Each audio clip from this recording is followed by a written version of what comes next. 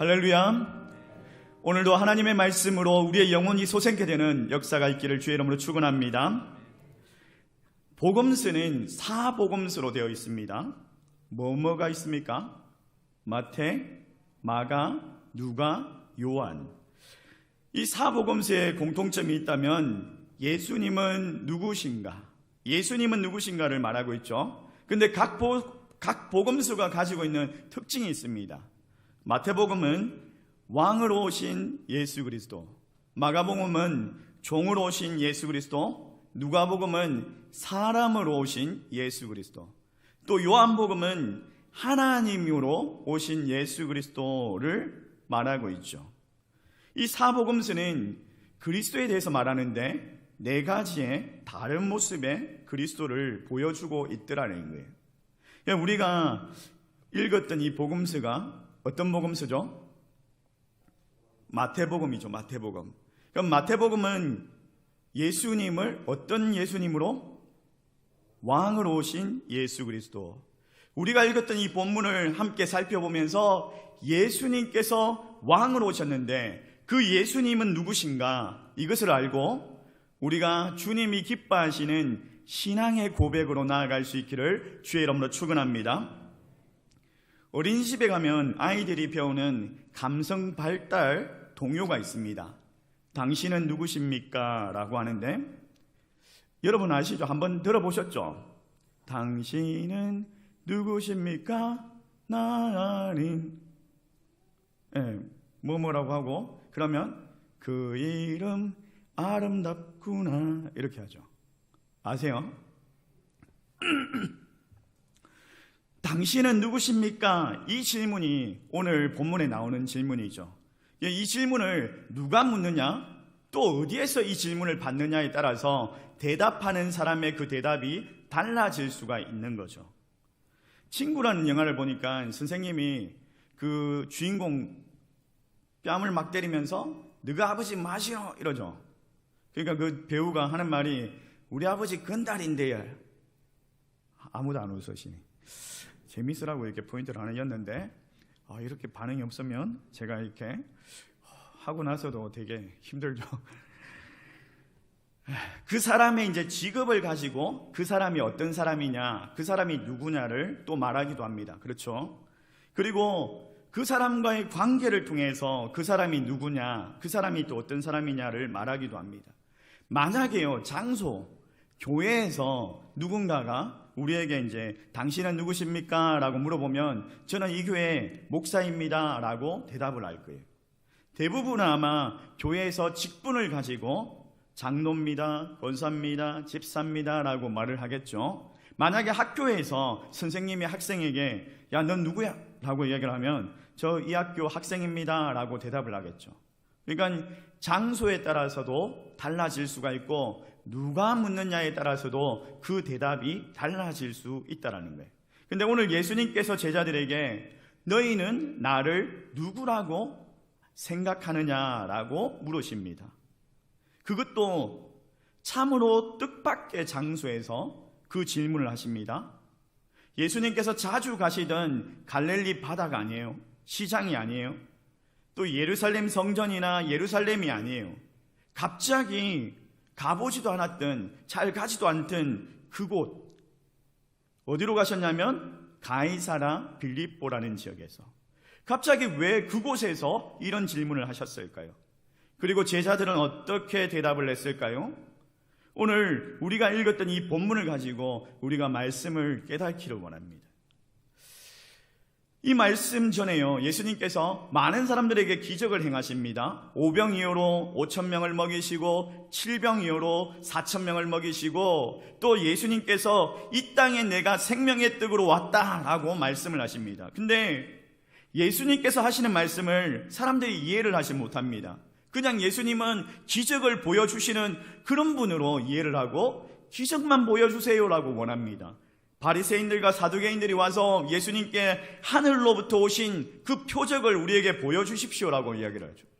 전혀 예수님이 하시는 말씀을 이해하지 못하고 예수님의 마음을 알아주지도 못합니다. 근데 3년 동안이나 따라다녔던 이 제자들도요, 예수님께서 하신 말씀을 이해하지 못하고 예수님의 마음을 알지 못하는 제자들도요, 그 무리들과 똑같이 그냥 먹는 것, 기적, 이걸 원하더라는 거예요. 복음서에서는 계속해서 예수님은 메시아다, 예수님은 그리스도다, 예수님은 구주다 라고 말하고 있는데도 불구하고 그 당시의 사람들은 예수님을 메시아로 보지 않았다는 거예요. 예수님은 메시아가 될 수 있는 조건이 아니야, 부족한 사람이야 라고 그들은 생각했던 거죠. 그들이 생각하고 있는 메시아의 조건에 부합하지 않았다는 거예요. 예수님을 몰랐기 때문에 그들은 오해하고 착각하고 있었던 거예요. 오늘 본문은요, 예수님께서 공생의 3년 반 동안 3년에 접어드는 그런 시점에 있는 본문입니다. 3년의 시점, 예수님께서 3년 동안요, 갈릴리를 중심으로 해서 사역을 많이 하셨습니다. 근데 마태복음 17장 변화산 사건 이후로 예수님께서 예루살렘으로 그의 사역지를 옮겨가시는 부분이 있어요. 예루살렘에 가면 어떤 일이 일어납니까? 십자가를 지시는 거죠. 십자가의 길을 걸어가고 계시는 거예요. 근데 예루살렘으로 가시기 전에 어디를 들렸냐? 가이사라 빌립보라는 지역으로 가셨다는 거예요. 예수님께서 십자가를 지셔야 된다는 것을 알고 계셨어요. 얼마 남지 않았다는 것을 알고 계셨어요. 그 중요한 시점에 13절 말씀해 보니까 이렇게 이야기하죠. 같이 한번 읽어볼까요? 시작. 예수께서 빌립보 가이사랴 지방에 이르러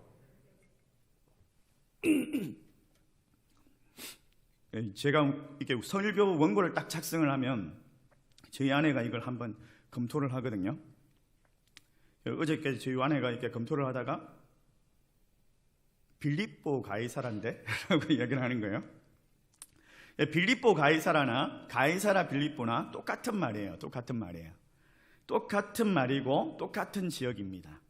오늘 본문에 보니까 빌립보 가이사라 빌립보라는 지역으로 가셨다라는 거예요. 제자들을 데리고.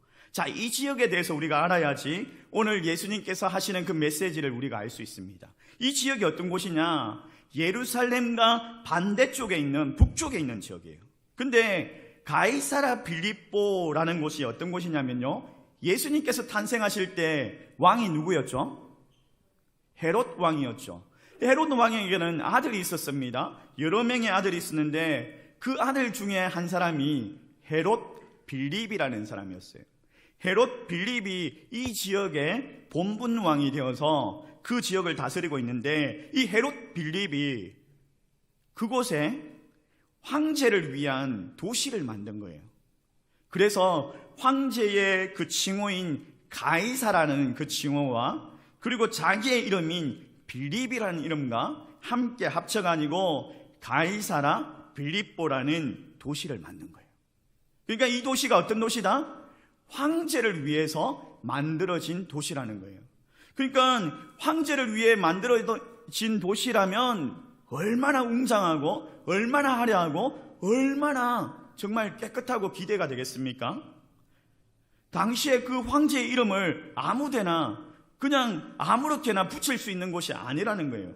아주 막 형편없는 시골 같은데 그런 데다가 황제 이름을 붙일 수가 없는 거예요. 황제 이름을 붙이려면 적어도 황제를 기념할 수 있는 신전이 있어야 되고, 그 도시의 중심에, 그 도시의 가장 높은 곳에 황제의 우상과 신전을 세워야 되고, 황제를 위한 길들을 닦아야 되고, 정말 멋진 그런 곳이어야 되는 거예요. 유대 총독이 그곳에서 간저가 있는 그런 곳이에요. 황제를 섬기는 우상화된 도시예요. 바로 그런 로마 황제를 위한 도시에 예수님께서 제자들을 데리고 가셨다는 거예요. 여러분 한번 생각해 보세요. 예수님과 갈릴리의 촌사람이에요. 대부분 어부예요. 3년 동안 집 없이 그냥 방황하면서 살았던 사람들입니다. 행색이 얼마나 초라하겠습니까? 근데 이 사람들이 그 화려하고 웅장하고 정말 멋진 가이사라 빌립보라는 도시를 갔다라는 거예요. 전혀 어울리지 않는 그런 곳에 간 거예요. 여러분, 제가 총신신대원을 나왔는데요, 총신대학교는 이제 사당동에 있고 신대원은요 용인에 있어요. 용인 캠퍼스에 있는데, 우리가 신대원에 이제 3년 동안 다닙니다. 근데 총신 신대원 뒤에 이 골프장이 있어요. 골프장. 우리 기숙사에서 사는 동기들하고 같이 우리 골프장 한 번도 안 가봤는데 골프장 한번 가보자 이래가지고 기숙사에 이제 우리 학생 중에 한 사람이 이제 대우에서 나온 라노스라는 차가 있습니다. 아십니까? 네, 그런 차가 있습니다. 그런 차가 있는데 그 차를 타고 이제 4명이서 골프장에 구경 간다고 한번 간 거예요. 갔는데 골프장 딱 들어가니까는 입구에 주차장이 있는데 그 입구에 뭐 벤츠, 뭐 BMW 3000cc 이하의 차를 찾아볼 수가 없어요. 차가 막 외제차가 어마어마하게 있는데 대우 라노스는 딱 한 대밖에 없더라고요. 딱 한 대밖에. 전혀 어울리지 않는 사람들이 온 거예요. 우리가 이제 그 골프장 막 들어가니까 사람들이 아무도 제재를 안 해. 왜 제재를 안 했을까요? 생각해 보니까 직원인 줄 알았던 것 같아요, 느낌에.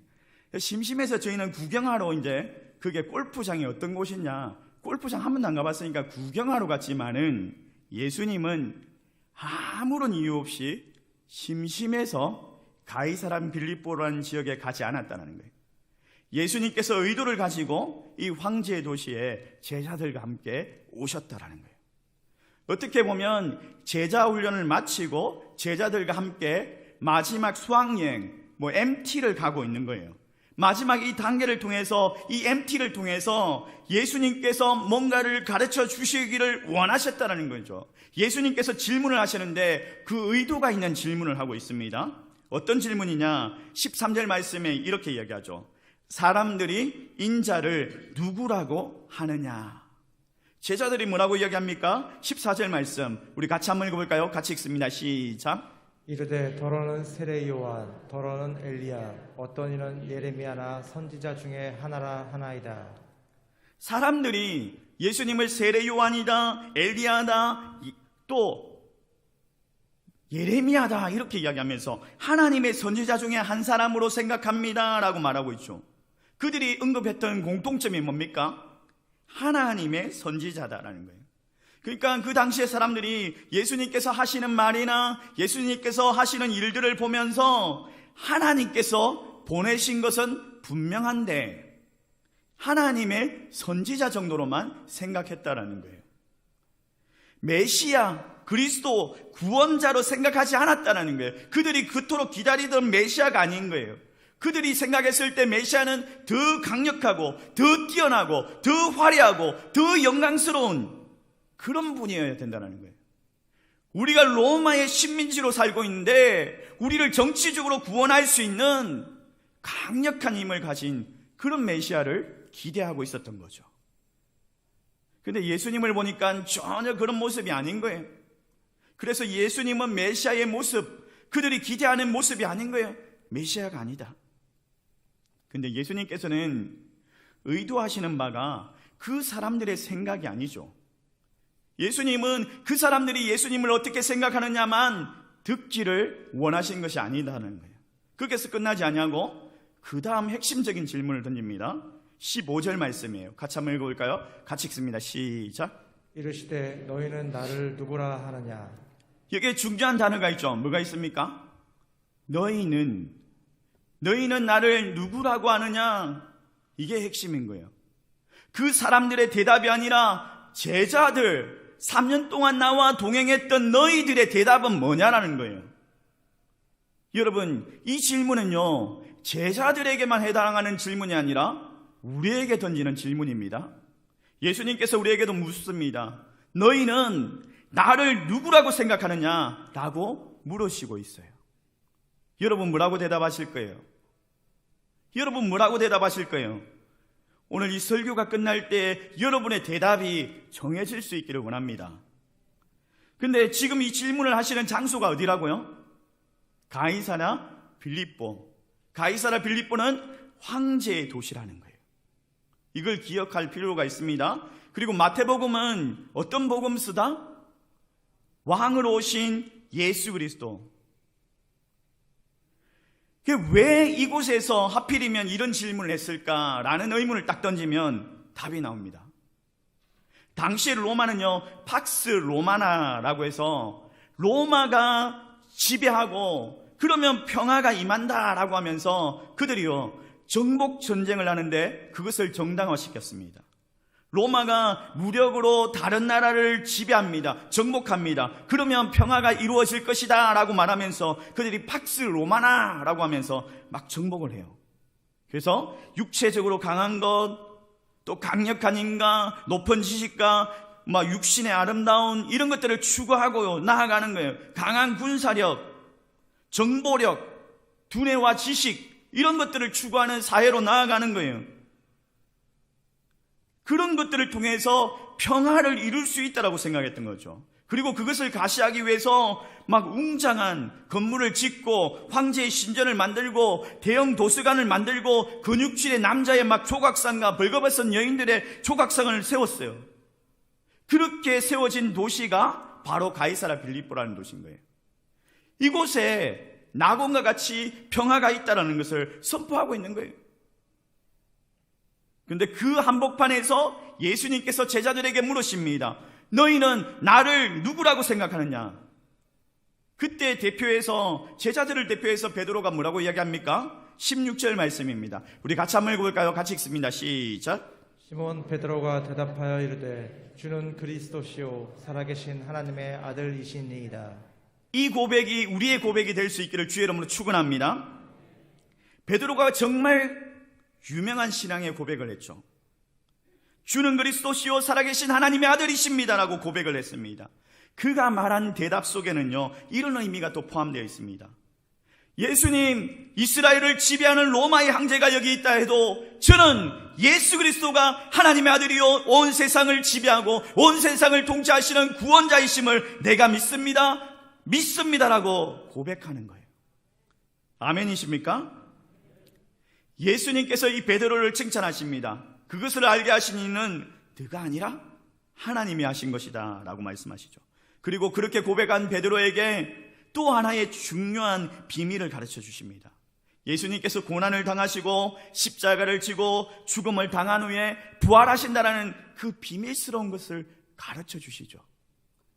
사랑하는 성도 여러분, 예수 그리스도를 주로 고백하는 사람에게 누구에게나 예수님께서 이 땅에 오신 목적을 알려주십니다. 아멘이죠. 여러분, 로마의 황제가 지배할지라도 이 세상이요 전염병으로 망해가는 것 같을지라도 예수님은 살아계신 하나님의 아들이십니다. 우리의 구원자이십니다라고 고백을 하면 주님께서 우리에게 크고 놀라운 비밀들을 알려주신다라는 거예요. 우리가 원하는 기적이 일어나지 않아도 우리가 살아계신 하나님의 아들 예수 그리스도를 우리의 구원자로 고백하면 주님께서 신비한 은혜를 허락하여 주시는 줄 믿습니다. 그래서 우리가 일주일 동안 정말 일주일에 한 번 정도 교회에 오니까 우리가 예수님이 어떤 분인지 그냥 잊어버리고 살아갈 때가 참 많은데, 우리가 교회뿐만 아니라 우리가 살아가는 가정에서도, 우리가 또 다니는 직장에서도, 걸어 다닐 때나 차를 타고 다닐 때나 예수님은 나의 주님이십니다. 예수님은 나의 구원자이십니다. 이렇게 고백할 수 있기를 원합니다. 가정에서도 나의 구원자이십니다. 직장에서도 나의 구원자이십니다. 길을 가다가도 막 표를 내야 돼요. 아멘이십니까, 여러분? 그래서 예수 믿는 사람들은 정말 다르다. 미친 사람 같다. 이런 이야기를 들을 정도로, 예수한테 미쳤다. 이런 말을 들을 정도로 한 주 동안 그 말을 입에 달고 살았으면 좋겠습니다. 주님은 나의 구원자이십니다. 어떤 상황 속에서도 절망하지 아니하고 예수를 잊지 않고 살아내시기를 주의 이름으로 축원합니다. 그래서 이 온 세상이 정말 힘으로 정복하고 화려함으로 다스리고 백성들에게 풍요로움과 평화를 줄 것처럼 약속하고 가상하고 있는데, 로마의 황제가, 그 가이사가 우리의 구원자가 아니라 예수 그리스도 그분이 우리의 구원자이시고 예수 그리스도 그분이 우리에게 참 평안을 주시는 분이심을 이 세상에게 고백하고 선포할 그런 그리스도인으로 살아갈 수 있기를 원합니다. 예수님이 원하시는 것을 이 베드로가 분명하게 막 드러냈죠. 세상의 그 한복판에서, 황제의 도시 그곳에서, 그 중심에서 이 세상을 다스리는 진짜 주인이 누구냐를 말씀한 거예요. 그 제자들이 그 황제의 도시로 데려가신 이유가 그런 거죠. 마지막 십자가를 향해서 달려가야 되는, 떠나야 되는 주님께서 제자들에게 내가 누구냐를 확실하게 보여주신 거예요. 그 베드로의 고백을 통해서 주는 그리스도시요 살아계신 하나님의 아들이십니다. 이 화려하고 강해 보이는 세상의 길이 아니라, 황제의 길이 아니라 주님의 길을 내가 따라가겠습니다라고 그렇게 고백을 하는 거예요. 돈이 아닙니다. 권력이 아닙니다. 인간의 지식이 아닙니다. 아름다움이 아닙니다. 쾌락이 아닙니다. 그게 우리의 삶의 목적이 아니라 예수님께서 가르쳐 주신 그 길을 가겠습니다라고 고백하는 거예요. 결국은 베드로가 그 길을 걸어갑니다. 십자가에서 순교를 당하죠. 사랑하는 성도 여러분, 우리가 지금 무엇을 추구하고 살아가고 계십니까? 우리가 추구하는 삶이 정말 주님의 길입니까? 아니면 황제의 길입니까? 생명을 이끄는 길입니까? 멸망으로 이끄는 길입니까? 여러분, 우리가 이 땅에 한 번뿐인 인생을 살아가고 있지 않습니까? 그렇다면 잘 살아야 되지 않겠어요? 우리에게 남은 시간이 얼마인지를 모릅니다. 내 인생이 얼마 남았는지 젊다고 장담할 수 없어요. 나이가 많다고 해서 더 적은 것이 아니에요. 알 수는 없지만, 그래서 매일매일 하루가 소중합니다. 우리에게 남은 시간이 얼마인지 모르지만 각 사람에게 남은 기간 동안 정말 중요한 것, 중요한 가치로 살아가야 되지 않겠어요? 우리가 살아가는 동안 우리가 정말 하나님을 믿는다면 하나님께 인정받는 삶을 살아야 되지 않겠습니까? 그러면 하나님께서 인정하시는 그 삶이 뭡니까? 어떤 삶을 살아야지 하나님께서 인정하시는 삶이에요? 세상의 길이 아니라 바로 예수의 길을 따라가는 거예요. 예수님이 하나님께 인정받았던 삶을 살았던 것처럼 우리도 그 길을 따라가는 거예요. 예수님께서 하나님 사랑, 이웃 사랑이다라고 말씀하셨죠. 예수님이 하나님을 사랑하셨기 때문에 하나님의 명령까지, 그 죽기까지 순종하셨습니다. 우리를 사랑하셨기 때문에 우리를 죄와 죽음에서 건져주시기 위해서 십자가를 지셨습니다. 십자가의 길이 고난의 길이고 죽음의 길이었지만은 예수님께서는 하나님을 사랑하셨고 사람을 사랑하신 그 길을 택하셨어요. 비록 고난과 죽음일지라도 그 길을 택하셨어요. 놀라운 부활과 영광에 참여할 수 있습니다. 그러나 세상은요, 황제의 길을 가라고 이야기합니다. 성공해야 된다, 좋은 학교를 가야 된다, 경제적인 능력과 높은 연봉과 학문의 지식과 육체적으로 막 얼짱, 몸짱, 막 이런 것들을 추구하게 합니다. 잠시 잠깐 누릴 쾌락과 즐거움과 기쁨, 결국은 멸망의 길인데 자기 자식만, 자기만 잘 먹고 잘 살면 된다는 그런 멸망의 길로 가라고 이야기합니다. 이 땅에서만 다 끝나는 그런 인생, 그런 인생을 추구하고 살아가려고 그렇게 세상에서 발버둥치고 살아간다는 거예요. 많은 사람들이 그 길을 주목하고 그 길을 따라가고 있죠. 우리가 이 세상에서 남들이 다 인정하는 그 업적을 이룬다고 해도 행복하지 않습니다요.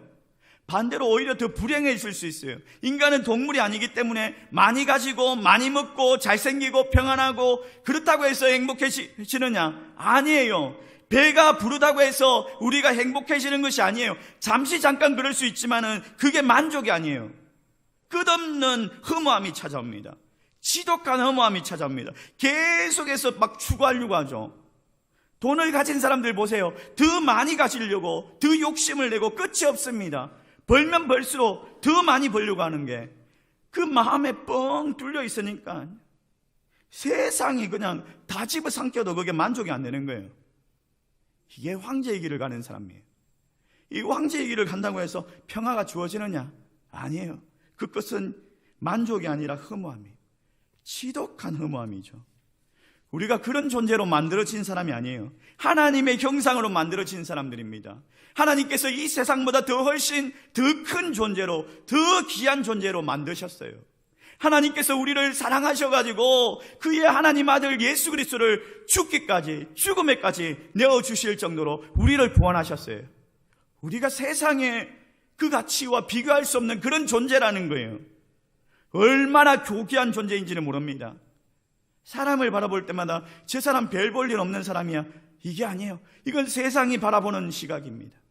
저 사람 정말 하나님 앞에서 존귀한 사람입니다. 하나님의 시각으로 바라볼 때 저 사람 하나님께서 예수 그리스도를 보내주셔가지고 예수 믿게 하려고 저 사람을 위해서 죽으셨다, 나를 위해 죽으셨다, 그런 사람이라는 거예요.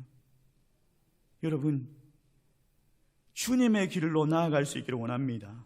좁은 길로 나아갈 수 있기를 원합니다. 이 세상이 온통 황제의 길로 가려고 하고 넓은 문으로 가려고 할 때에 좁은 문으로 나아갈 수 있는 저와 여러분 되시기를 주의 이름으로 축복합니다. 여러분, 지금 삶이 행복하십니까? 만족하십니까? 감사하십니까? 그렇다면 여러분, 주님의 길을 잘 가고 있는 그일 거예요. 교회를 다닌 대로, 예수를 믿는데도, 신앙생활을 하는데도 행복하지 못하고 만족하지 못하고 감사하지 못한다면 여전히 황제의 길을 추구하고 있기 때문이죠.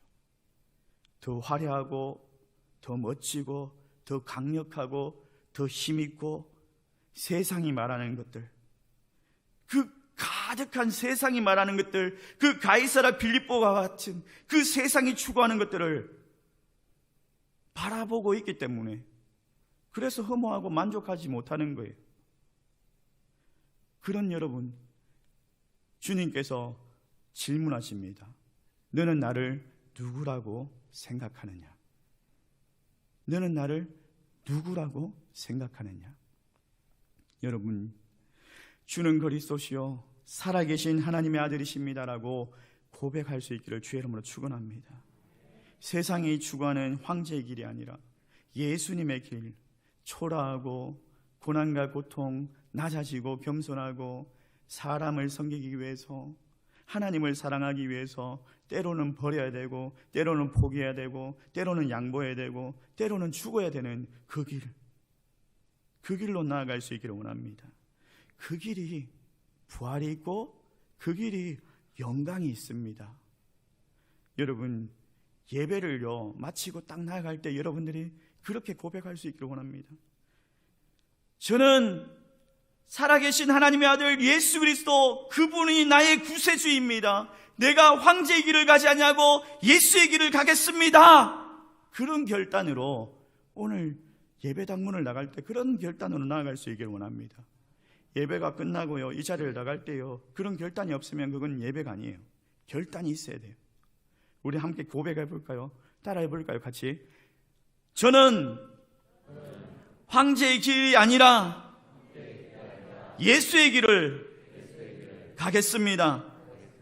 주는 그리스도시요 살아계신 하나님의 아들이십니다. 이 고백이 날마다 여러분의 삶 가운데 넘쳐날 수 있기를, 그런 결단이 일어날 수 있기를 주의 이름으로 축원합니다.